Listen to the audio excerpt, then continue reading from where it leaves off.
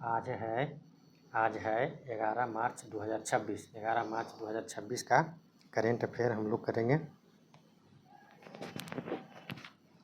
जो भी important question है करते हैं आज का फर्स्ट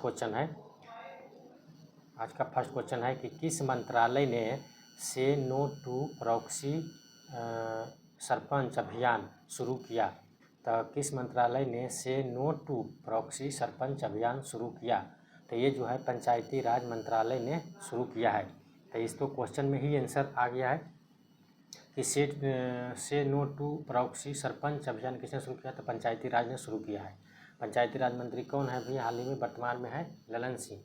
उसके बाद में अब सरपंच जो है अभियान जो है ये से नो टू प्रॉक्सी सरपंच अभियान, तो इसको जो शुरू किया है पंचायती राज मंत्रालय ने शुरू किया है।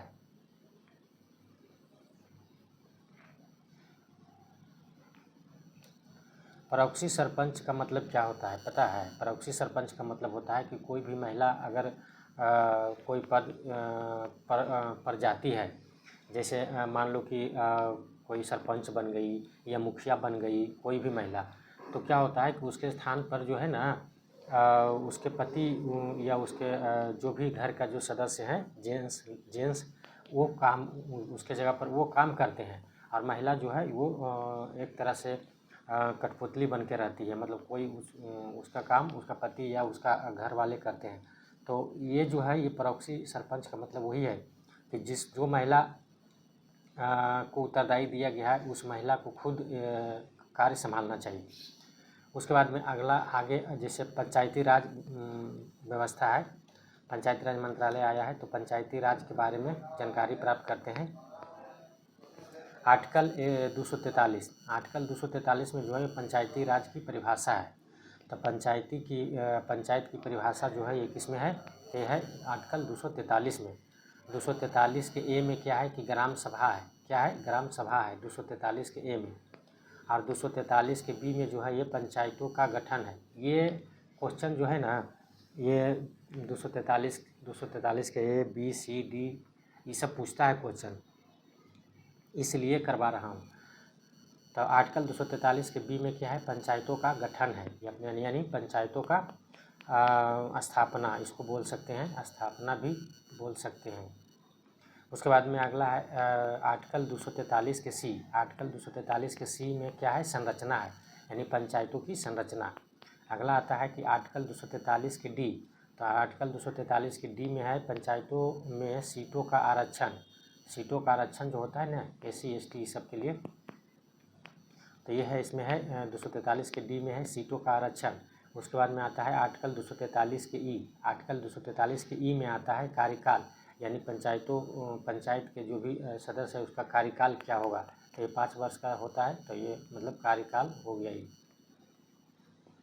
तो ई तक याद रखिएगा, इतना आता है।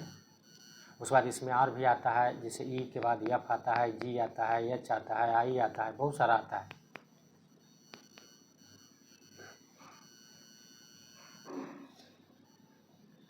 अगला क्वेश्चन है आज का क्वेश्चन नंबर 2। आज का क्वेश्चन नंबर 2 है कि भारत के पहले नदी आधारित प्रकाश स्तंभ किस नदी पर बनाए जा रहे हैं। तो भारत के पहले नदी आधारित प्रकाश स्तंभ किस नदी पर बनाए जा रहे थे, ब्रह्मपुत्र नदी पर बनाए जा रहे हैं। ये जो है नेशनल वाटरवे 2 जो है उस वहाँ पे जो है इसका मतलब बनाया जा रहा है। इसका जो उद्घाटन जो है, इसका जो आधारशिला रखा है ये सर्बानंद सोनोवाल, केंद्रीय मंत्री हैं सर्बानंद सोनोवाल, इन्होंने जो है ये इसका आधारशिला रखा है। इसका उद्देश्य क्या है, तो इसका उद्देश्य होगा कि जहाज़ों और नौकाओं को नदी के उथले हिस्सों, खतरनाक मोड़ और धुंध के द्वारा सुरक्षित रास्ता को दिखाना है। यहाँ पे क्या होता है कि जो भी जैसे जहाज़ जाता है, पानी के जहाज़ जो है या फिर नौका जो है ये जाता है, तो रात में जाता है तो उसको कहीं उथला हिस्सा है, मतलब उठा हुआ हिस्सा है तो पता नहीं चलता है, या फिर खतरनाक मोड़ है तो वहाँ पे उसको पता नहीं चलता है, या फिर धुंध कोहरा हो गया तो उसके कारण दिखाई नहीं दिया, तो उसके कारण क्या होता है कि जहाज़ या नौकाओं को क्या होता है दुर्घटनाग्रस्त हो जाता है। तो दुर्घटनाग्रस्त से बचने के लिए जो है ये प्रकाश स्तंभ जो है ये नदी में प्रकाश स्तंभ की आधारशिला रखा है सर्बानंद सोनोवाल ने। इससे क्या होगा कि प्रकाश जलेगा और जो भी जहाज या नौका जो भी जाएगा उसको अच्छी तरह से दिखाई देगा कि मेरा रास्ता किधर जा रहा है, उथला भाग है तो धीरे करके चलावे, ये सब कहाँ से मुड़ना है। तो इसके लिए जो है प्रकाश स्तंभ का जो है नदी प्रकाश स्तंभ का आधारशिला रखा गया है। अगला क्वेश्चन आता है आज का क्वेश्चन नंबर 3। क्वेश्चन नंबर 3 है कि मार्च 2026 में आम चुनाव के बाद नेपाल में किस पार्टी ने जीत हासिल किया है। तो अभी मार्च 2026 में आम चुनाव हुआ है, तो यहाँ पे नेपाल में जो है अभी हाल ही में जो है वो जीत हासिल किया है राष्ट्रीय स्वतंत्रता पार्टी, जिसे हम RSP बोलते हैं। ठीक है, तो RSP जिसे राष्ट्रीय स्वतंत्रता पार्टी बोलते हैं, ये जो है नेपाल में अभी हाल ही में जीत हासिल किया है। अब राष्ट्रीय स्वतंत्रता पार्टी जब जीत हासिल किया है तो नेपाल में राष्ट्रीय स्वतंत्रता पार्टी के जो मेन सदस्य होंगे वो यहाँ के क्या बनेंगे, नेपाल के मुख्यमंत्री बनेंगे, प्रधानमंत्री बनेंगे। तो नेपाल के प्रधानमंत्री बनेंगे, राष्ट्रीय स्वतंत्रता पार्टी के जो मेन नेता होंगे वो बनेंगे। तो अभी तो जीत हासिल हुआ है, आज जब शपथ लेंगे तब बताएंगे कि कौन बने हैं नेपाल का प्रधानमंत्री। अभी जो कार्यकारी प्रधानमंत्री जो थे सुशीला कार्की, अब इनको हटाया जाएगा, ये हटेंगे और इनके स्थान पर जो है अस्थाई PM बनेंगे। नेपाल की राजधानी काठमांडू है, यहाँ की मुद्रा रुपया चलता है। राष्ट्रपति है रामचंद्र पौडेल, क्या है, रामचंद्र पौल है, ठीक है। और राष्ट्रीय ध्वज जो यहाँ है ये 2 त्रिभुज वाला होता है, यानी 2 त्रिभुज वाला राष्ट्रीय ध्वज किसका है, तो नेपाल का है, ठीक है, इसको याद रखिएगा। उसके बाद में अगला क्वेश्चन आता है आज का क्वेश्चन नंबर 4। क्वेश्चन नंबर 4 है कि महिला कर्मचारियों की सुरक्षा के लिए भारतीय रेलवे ने कौन सा ऐप लॉन्च किया है। तो महिला कर्मचारियों की सुरक्षा के लिए जो है ये भारतीय रेलवे जो है अभी हाल ही में साइन ऐप लॉन्च किया है। कौन सा ऐप लॉन्च किया है, Shine, SHINE, Shine app launch किया है। साइन का फुल फॉर्म होता है, S से होता है सेफ्टी, H से होता है हेल्प, I से होता है इंफॉर्मेशन, और N से होता है नेटवर्किंग, और E से होता है एम्पावरमेंट। यानी safety, help, information, networking, empowerment, ये जो होता है साइन का फुल फॉर्म होता है। यहाँ पे क्या होता है कि साइन जो है इसमें हरासमेंट की शिकायत दर्ज करेगा। ये जो साइन ऐप लॉन्च किया गया है इसमें जो भी महिला कोई भी कंपनी में काम करती है या फिर कहीं भी कोई भी जहाँ भी काम करती है तो वहाँ पे क्या होता है कि उसको हरासमेंट की शिकायत होता है, तो उसको उसी के लिए जो है रेलवे जो है इसकी शिकायत दर्ज करेगा, हरासमेंट का शिकायत दर्ज करेगा। और इससे क्या होगा कि इंटरनल कंप्लेंट कमेटी 1997 नियमों के तहत जो है इसको डिज़ाइन किया गया है। तो इसको जो है इंटरनल कंप्लेंट्स कमेटी 1997 के नियमों के तहत डिज़ाइन किया गया है। अब जो है जो भी महिला को जो हरासमेंट का जो होता था उसका जो है शिकायत जो है अब ये ऐप जो है ये दर्ज करेगा और उसके तहत जो है इस पर कार्रवाई किया जाएगा। अगला क्वेश्चन है आज का क्वेश्चन नंबर 5। क्वेश्चन नंबर 5 है कि किस अंतरिक्ष एजेंसी का प्रोबा 3 मिशन के क्रोनोग्राफ उपग्रह से संपर्क टूट गया है। तो ये जो है प्रोबा 3 मिशन जो है ये यूरोपीय एजेंसी का मिशन है और भारत जो है इसरो जो है इसको लॉन्च किया था। प्रोबा मिशन जो है इसके तहत दो मिशन था, 2 उपग्रह था, एक था क्रोनोग्राफी और एक था ऑकुल्टर। तो क्रोनोग्राफी पहला था, दूसरा था ऑकुल्टर। तो क्रोनोग्राफी जो उपग्रह था इससे जो है अभी हाल ही में जो है ये संपर्क टूट गया है। तो ये जो है ये कहाँ का था, तो ये ESA यूरोपियन स्पेस एजेंसी का जो था ये प्रोबा 3 मिशन था और इसी में 2 उपग्रह था, एक क्रोनोग्राफी और एक ऑकुल्टर था, जिसमें क्रोनोग्राफी का जो संपर्क जो है ये टूट गया है, ठीक है। उसके बाद में अगला क्वेश्चन आता है क्वेश्चन नंबर 6।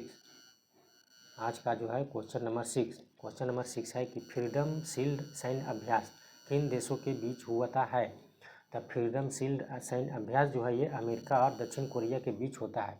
अमेरिका और दक्षिण कोरिया के बीच जो है ये उत्तर कोरिया चाइना से निपटने के लिए जो है ये अभ्यास करता है और ये दक्षिण कोरिया में इसका जो है आयोजन किया गया है।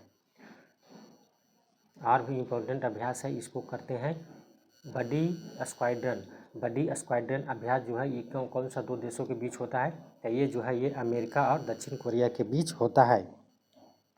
तो अमेरिका और दक्षिण कोरिया के बीच होता है, ठीक है। उसके बाद अगला आता है पासेक्स अभ्यास। पासेक्स अभ्यास होता है ये भारत और ग्रीस के बीच होता है। और एक होता है पैसेक्स अभ्यास। ये जो पैसेक्स अभ्यास जो होता है ये भी होता है, ये होता है भारत और यूके के बीच होता है, ठीक है। उसके बाद अगला आता है टाइगर क्लॉ अभ्यास। टाइगर क्लॉ अभ्यास जो होता है ये भारत और अमेरिका के बीच होता है। अगला होता है साइक्लोन अभ्यास। साइक्लोन अभ्यास जो होता है ये भारत और मिस्र के बीच होता है। तो ये जो था इम्पोर्टेंट अभ्यास था, इसको याद रखिएगा। अगला क्वेश्चन है आज का क्वेश्चन नंबर 7। क्वेश्चन नंबर 7 है कि जर्मनी की पुरुष फुटबॉल टीम की पहली महिला कोच कौन बनी है। तो जर्मनी के पुरुष फुटबॉल टीम जो है उसकी पहली बार महिला कोई कोच बनी है, उसका नाम है सबरीना बिटमैन। क्या नाम है? Sabrina Whitman. ये जर्मनी के पुरुष फुटबॉल टीम के पहली महिला कोच बनी है। पहले ये अंतरिम कोच बनी थी, अब ये जो है मुख्य कोच बन गई है, ठीक है। उसके बाद में अगला क्वेश्चन आता है क्वेश्चन नंबर 8। क्वेश्चन नंबर 8 है कि अंतर्राष्ट्रीय मलेरिया सम्मेलन 2026 का आयोजन कहाँ हुआ है। अंतर्राष्ट्रीय मलेरिया सम्मेलन 2026 का आयोजन जो है ये नई दिल्ली में किया गया है। अंतर्राष्ट्रीय मलेरिया सम्मेलन 2026 जो हुआ ये नई दिल्ली में इसका आयोजन हुआ है। और ये जो है राष्ट्रीय मलेरिया अनुसंधान संस्थान, जिसे हम ICMR बोलते हैं, इसके द्वारा जो है ये आयोजित किया गया है। और ये 9 मार्च 2026 को संपन्न हुआ है। इसमें जो होता है इसका जो मलेरिया जो होता है इसमें मादा एनाफिलीज मच्छर के काटने से होता है, मलेरिया होता है, ठीक है। और इसका जो विषय है इस बार 2026 में इसका जो विषय है ये खोज, विकास और डिलीवरी मलेरिया उन्मूलन और उससे आगे। इसका विषय क्या है कि खोज, विकास और डिलीवरी मलेरिया उन्मूलन और उससे आगे। ये था इस बार का विषय था। अगला क्वेश्चन है आज का क्वेश्चन नंबर 9। क्वेश्चन नंबर 9 है कि पुण्य श्लोक अहिल्या देवी होलकर शेतकारी कर्ज माफ़ी योजना को किस राज्य ने शुरू करेगा। तो ये जो है पुण्य श्लोक अहिल्या देवी होलकर शेतकारी कर्ज माफ़ी योजना को जो है अभी घोषणा किया गया, अभी शुरू नहीं किया गया है। तो अभी जो है घोषणा हुआ है, इसको शुरू करेगा कौन सा राज्य शुरू करेगा। तो ये महाराष्ट्र शुरू करेगा, लेकिन इसकी घोषणा कर दिया गया है और शुरुआत होगा तो भी बताएंगे। अभी जो है बता रहे हैं। तो इसके तहत क्या होगा, ये जो पुण्य श्लोक अहिल्या देवी होलकर शेतकारी कर्ज माफ़ी योजना है, इसके तहत महाराष्ट्र सरकार 2 लाख रुपये तक के जो है फसल कर्ज माफ़ी करेगा। यानी फसल में जो भी नुकसान हुआ है उसके तहत 2 लाख रुपये तक के क्या करेगा, कर्ज माफ़ करेगा। और सरकार उन किसानों को 50,000 रुपये तक के प्रोत्साहन राशि देगा। क्या देगा? प्रोत्साहन राशि देगा। 50,000 रुपया तक के प्रोत्साहन राशि देगा। किसको? जो अपने समय पर ऋण चुकाया है उसको देगा 50,000 रुपया तक प्रोत्साहन राशि। और जो नहीं चुकाया है उसको अब क्या होगा कि 2 लाख रुपया तक के जो है फसल कर्ज माफ़ किया जाएगा किसानों को। अगला क्वेश्चन है आज का क्वेश्चन नंबर 10 है, लास्ट क्वेश्चन है कि मानव मस्तिष्क की क्षमताओं को बढ़ाने के लिए किस संस्थान ने मून सौर प्रोजेक्ट शुरू किया है। तो मानव मस्तिष्क की क्षमताओं को बढ़ाने के लिए जो है ये मून सौर प्रोजेक्ट शुरू किसने किया है? तो ये किया है IISc बेंगलुरु ने किया है। किसने किया है? IISc बेंगलुरु ने इसका शुरुआत किया है। इसमें होगा कि मानव मस्तिष्क की क्षमता को बढ़ाया जाएगा। यहाँ पे जो है इसका लक्ष्य क्या है कि मानव मस्तिष्क की क्षमताओं को बढ़ाना तथा तंत्रिका तंत्र से जुड़ी समस्या के उपचार के लिए ब्रेन को प्रोसेस विकसित करना है। यानी जो भी तंत्रिका तंत्र की जो समस्या है उसके उपचार के लिए ब्रेन को प्रोसेस विकसित करेगा। तो ये है जो इस बार जो है मून सौर प्रोजेक्ट जो है इसको विकसित किया है IISc बेंगलुरु ने। और इसके तहत जो है मानव मस्तिष्क की क्षमताओं को बढ़ाया जाएगा और तंत्रिका तंत्र से जुड़ी समस्या जो है उसका उपचार के लिए ब्रेन को प्रोसेस विकसित किया जाएगा। अब कल का क्वेश्चन है, रिवीजन करेंगे। ईरान के नए सुप्रीम लीडर कौन बने हैं। तो ईरान के सुप्रीम लीडर जो है ये अयतुल्ला अली खamenei की मृत्यु हो गया है। और इनके बेटे जो है ये मुज्तबा खamenei को बनाया गया है। ये 28 फरवरी 2026 को जो है अयतुल्ला अली खamenei की मृत्यु हो गया था। और उसके बाद जो है ये मुज्तबा खमनेई, उनके बेटे थे मुज्तबा खमनेई, इनको जो है अभी सुप्रीम लीडर बनाया गया है ईरान में। अगला क्वेश्चन आता है कि राष्ट्रीय अल्पसंख्यक आयोग के सदस्य कौन बने हैं? तो ये है बर्जिश देसाई। कौन बने हैं? बर्जिश देसाई बने हैं। ये पारसी धर्म से संबंधित है, ये वकील और लेखक दोनों हैं। तो इनको जो है अभी बर्जिश देसाई को जो है राष्ट्रीय अल्पसंख्यक आयोग के सदस्य के रूप में चुना गया है। राष्ट्रीय अल्पसंख्यक आयोग जो है इसका स्थापना 1993 में अधिनियम 1992 के तहत किया गया था। इसमें टोटल 7 सदस्य होते हैं। अगला क्वेश्चन है कि ICC T20 विश्व कप 2026 किसने जीता है? तो ये भारत ने जीता है न्यूजीलैंड को हराकर। इसमें भारत जो है 96 रनों से जो है जीत हासिल किया। भारत पहले खेलते हुए 255 रन बनाया, जबकि जवाबी में जो है न्यूजीलैंड जो है वह 159 रन पर सिमट गया। फाइनल जो मैच है इसमें नरेंद्र मोदी स्टेडियम जो है ये गुजरात में है, अहमदाबाद गुजरात में है, यहीं पे किया गया। भारत और न्यूजीलैंड के बीच खेला गया। इस मुकाबले में जो है प्लेयर ऑफ द टूर्नामेंट जो है ये संजू सैमसन को दिया गया है, और player of the final match जो है ये जसप्रीत बुमराह को दिया गया है।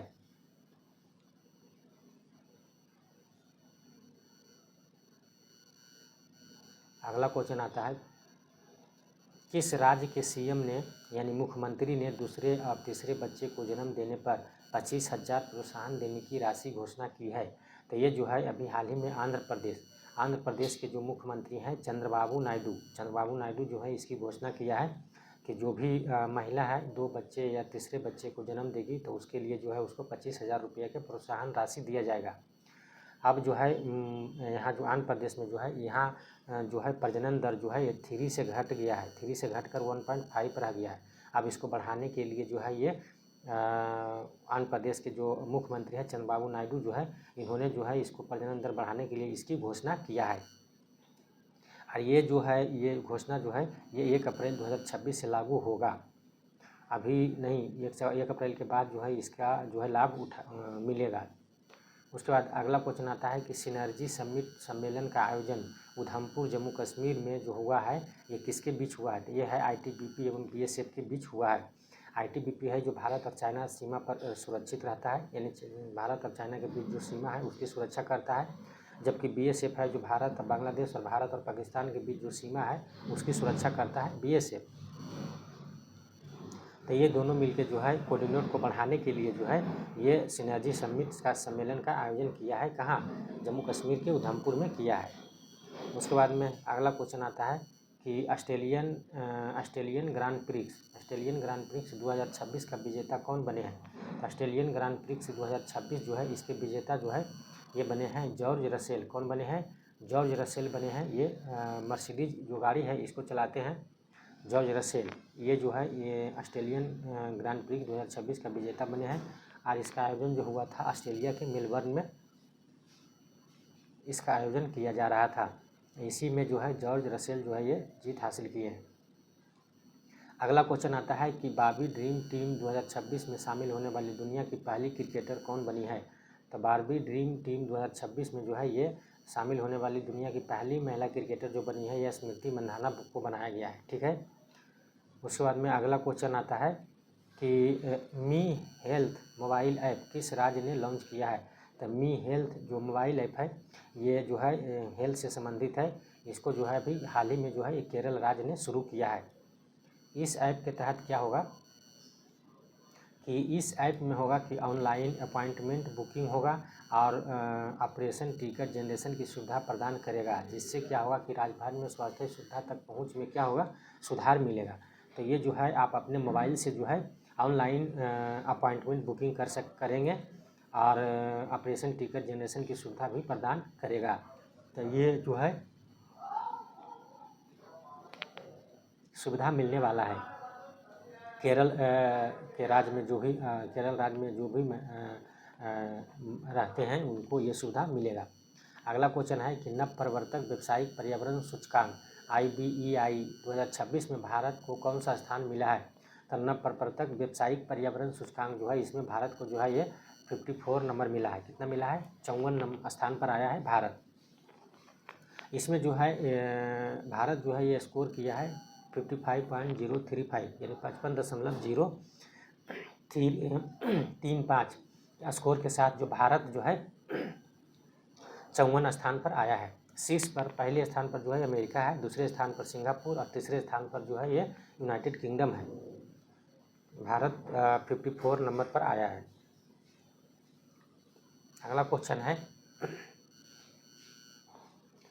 क्वेश्चन है कि सेबी ने गुमराह करने वाले फिनफ्लुएंसर की पहचान करने और उन्हें हटाने के लिए कौन सा in house AI system launch किया है। तो अभी हाल ही में जो है ये सुदर्शन नामक जो है ये जो है सेबी ने एक सिस्टम लॉन्च किया है, एआई सिस्टम लॉन्च किया है। इसमें क्या होगा कि गुमराह करने वाले जो फिनफ्लुएंसर जो है उनकी पहचान किया जाएगा और उस पर कार्रवाई किया जाएगा। सुदर्शन जो है ये सोशल मीडिया प्लेटफॉर्म पर अवैध निवेश सलाह और भ्रामक दावों को जो करते हैं उनकी निगरानी करेगा और ये एआई टूल वास्तविक जो समय है यानी रियल टाइम जो है उसी के सापेक्ष संदिग्ध गतिविधियों का क्या कर लेगा, पता लगा लेगा और उसके बाद पता लगाने के बाद उस पर क्या किया जाएगा, कार्रवाई किया जाएगा।